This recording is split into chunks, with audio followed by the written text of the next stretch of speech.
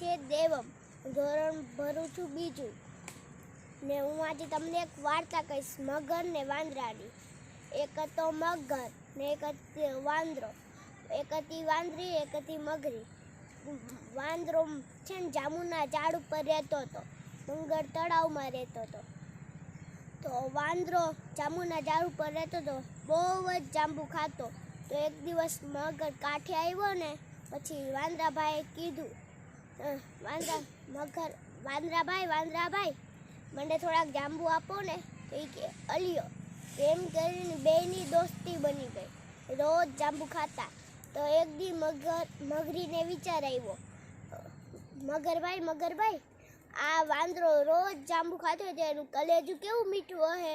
એ કે ગાંડી તારે એનું કલેજું ખાવું છે? એ કે હા, ગમે એમ કરીને એને અહીંયા લઈ આવો. તો એ કે ના, મારો પાકો દોસ્તાર છે, હું નહીં લેવા દઉં. લઈ આવો ને હું તમને આ ઘરમાંથી બહાર કાઢી નાખીશ. એ બીતો ગયો. એને કીધું વાંદરાભાઈ આજે અમારા ઘરે તમે જાંબુ આપો ને રોજ, તો તમારી ભાભીએ કીધું આજે અમારા ઘરે જમવા આવો તમે. તો એ જે જમવાના માંડે એ કે કાલ આવજો. તો એ કે હું કેમ આવી શકું, હું તો આમાં ડૂબી જાઉં, મને ના આવડે દાદા. તો ઓલો કે તમે મારા પીઠ પર બેસી જાજો. તો એ તો કાલ આવ્યો. તો એ તો ગયો. પછી મગરથી રહેવાનું નહીં જીરી કે એને રસ્તા વચ્ચે કહી દીધું, વાંદરાભાઈ હું તમને એક વાત કહું. કે એ કહું બે ગયો ને.